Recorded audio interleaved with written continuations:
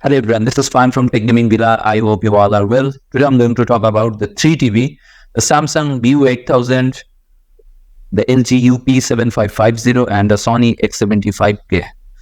The left side is Samsung BU8000, middle side LG UP7550 and the right side is Sony X75K. If you see this 3 TV, LG looks very bright and Samsung looks beautiful contrast. But Sony X75K is a best picture quality, I will say. LG UP7550 uses 60 Hz IPS LCD panel with direct LED backlight and support HDR10 and HLG, but there's no support for Dolby Vision. And Samsung has HDR10 Plus.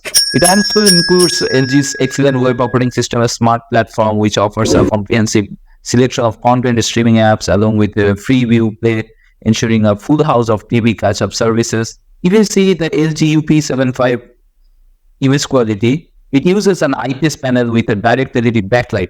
But despite this, the screen uniformity with a full field pattern is very patchy and quite obvious in darker scenes.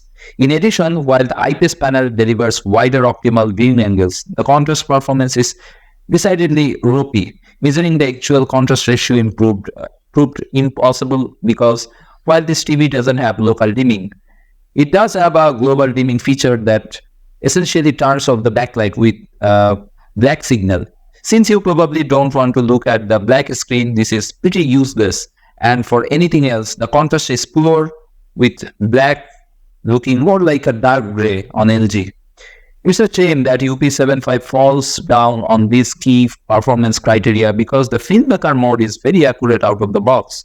The grayscale is excellent with color accuracy, also impressive at an average delta E of 1.5. Aside from the issue already mentioned, the overall HDR picture performance is generally very good with images that appear well defined and colors that look natural. There is some decent upscaling and processing as well, which means the UP7550 can make the most of lower resolution content, delivering plenty of detail while keeping the image free of unwanted artifacts.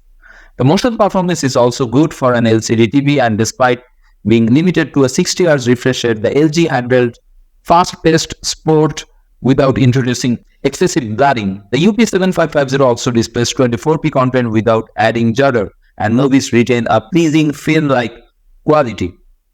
The True Motion feature offers a number of frame interpolation options, and while good for things like sport, they are best avoided with film-based content. The LG UP7550 suffers from the kind of HDR limitations that are fairly common with more affordable 4K TVs, especially in terms of peak brightness and gamut coverage. The LG can hit around 300 cd per meter square on both a 10% window and full field pattern in dynamic mode. But in filmmaker mode, this luminance drops to around 290 cd per meter square on both a 10% and a full field pattern. While the UP75 can cover 100% of the BT709 gamut used for HDR, it struggles when it comes to the wider gamut used for HDR. In filmmaker mode, it's only able to cover 86% of the DCI-P3 color gamut. However, on the plus side, it's very accurate within this gamut limitation. And overall, the average delta E and HDR colors is only 2.8, which is just below the visible threshold. In this section, Samsung and Sony performs better. On LG, this accuracy is also reflected in the tone mapping. So despite the lack of brightness when it comes to hitting the luminance peaks, the UP75 manages to deliver HDR graded at 1000, 4010 and 10,000 nits without clipping the specular highlights. The inclusion of LG's dynamic tone mapping feature also allows this TV to get the most out of HDR10 and HLG. The HDR performance is very good, but it's a shame that LG doesn't include Dolby Vision, which it does further up the range, because it's with less capable displays that the format's dynamic metadata adds real value, getting the most out of limited backlight and color gamut. It also puts the UP75 at a disadvantage to a TV like the Hisense A6G, which includes Dolby Vision for less. The LG UP75 is an ideal TV for next-gen gamers, and anyone wanting to take full advantage of the latest Xbox or PlayStation 5 features like 4K 120 Hz or VRR will need to hear it further up the LG range. However, it does support 4K 60 Hz, HDR10 and auto low latency mode, with a later automatically switching to the game optimizer mode when compatible consoles are detached. This mode allows users to customize their gaming experience with 4 different genre settings for standard first-person shooter, role-playing game, and real-time strategy, along with black and white stabilizer sliders. The input lag in this mode is also impressive at just 10.6 milliseconds, which should please even the most demanding gamer. Playing Call of Duty on the PlayStation 5 at 4K 60 Hz with HDR10 proved an enjoyable experience with responsive gameplay and smooth motion in brightly lit scenes. The effective tone mapping delivered some pleasing saturated and punchy images, although the UP75's inherently poor contrast and screen uniformity were evident in darker sequence. On the other hand, if you see the Samsung BU8000 input lag it much lower than LG and Sony on gaming. You know, Samsung is known for gaming. And on the other hand, the Sony X75K gaming is also enjoyable. The shadow detail is very nice and more accurate color and picture quality on Sony. So in this TV, I prefer Sony because of its accuracy, color accuracy, and shadow detail. So the winner is Sony X75K in this section also. Sony may not as bright as LG, but Sony black level is inky black and very deep color. The Samsung Crystal BU8000 also a TV series, which is an entry-level TV, QLED TV. There doesn't seem to be any change at all in terms of processing power, as the new BU8000 TV shares the same chip as last year's AU8000 TV. While the specific details on the chip's differences are not available, it's clear that the Crystal 4K processor used lacks the AI capabilities in both picture and sound that the quantum processor in the QLED TV has. In terms of image upscaling, and processor is still very efficient from HD content and live content up to 720p, 1080p and 4K.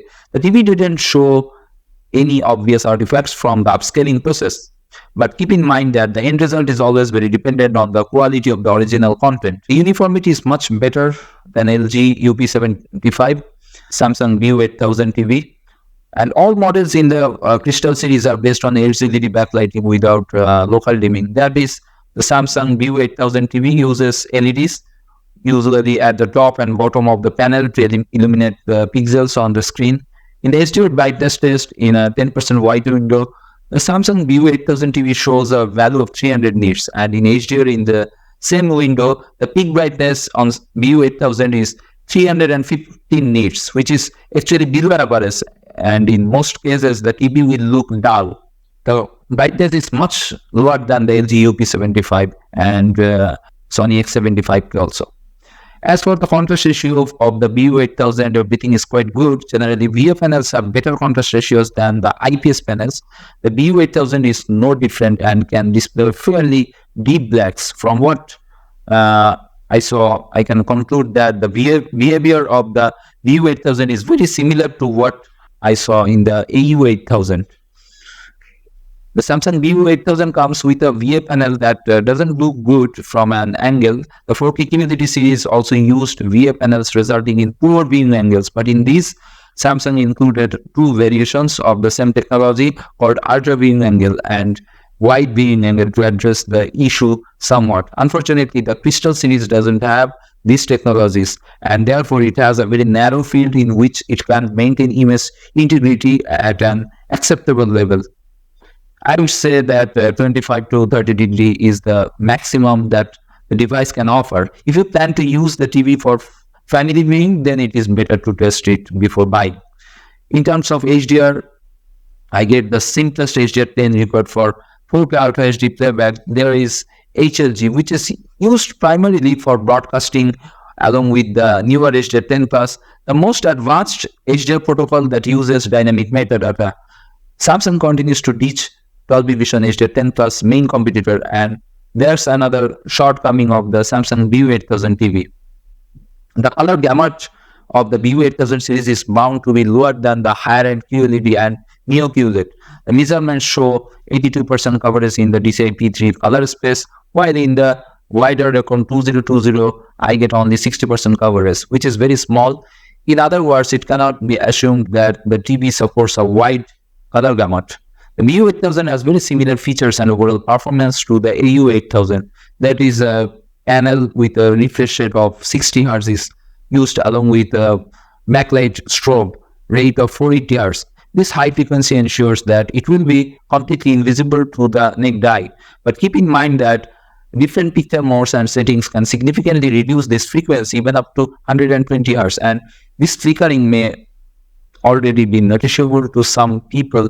The BU8000 also has motion interpolation with more or less good results when there are no very busy action scenes. The interpolation works well, although some artifacts are sometimes noticeable. But it is also noticeable that when the screen is extremely saturated with movement, the TV completely stops interpolating. Unfortunately, the BU8000, like its predecessor, does not support any sort of variable refresh rate like FreeSync or HDMI 4 VRR. There is also no G-Sync support. So if you are looking for something like that, you might want to check out the more expensive QLED. There is a LLM automatic delay reduction mode. And note that the game mode enabled the output latency is 11 milliseconds on BU8000, as well as this is an average between 1080p and 4K resolutions. So expect very similar performance regardless of the resolution you play at. Sony's X75K series of TVs are available in multiple panel size, starting from 43-inch to 75-inch size. The 55-inch direct LED panel and is powered by Sony's flagship 4K X1 processor. There's no local dimming on the panel though, with the TV offering frame dimming instead. While this does help improve the visual experience in some cases, there are also many scenarios, especially in darker scenes, where the use of this technology dampens the visual experience a little. Apart from this, Sony is also equipped the X75K with proprietary tech such as 4K X-Reality Pro, live color technology, and dynamic contrast enhancer. All these technologies come together to create immersive visual experience that for most parts are fitting for a premium segment TV when there is no support for Dolby Vision or even HDR10+. I did get good results playing HDR10 mastered content. However, there were a few things I noticed during this time.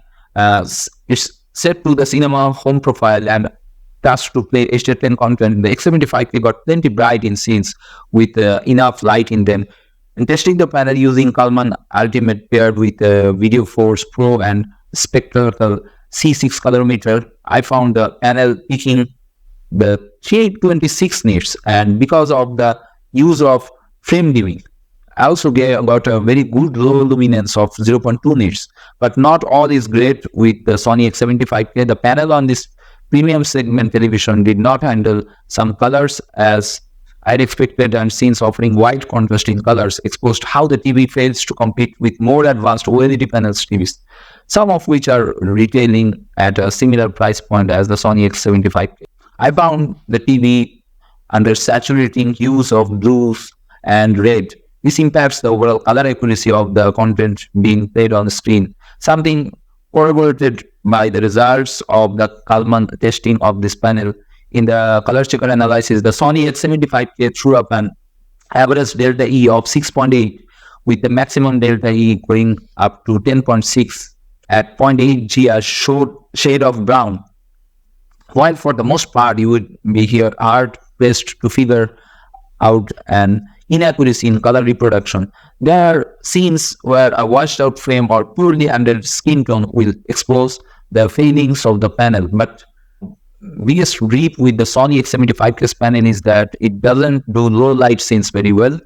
There is noticeable blooming in such scenes, which again leads to inaccurately represented skin tones and also loss of detail in the frame. The latter is in part because the X75K offers frame dimming instead of local dimming. Yet the Sony X75K still manages to cover for these failings with its impressive core hardware that ensures for the average buyer the TV performs as it should, providing a lag-free and mostly premium TV viewing experience for watching native 4K or even upscaled 4K content.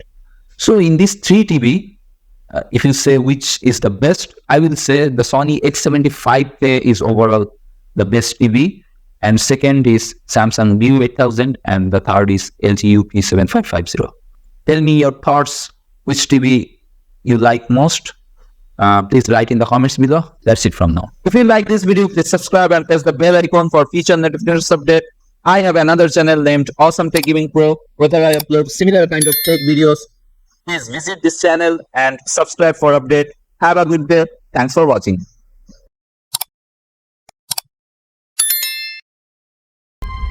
To change up.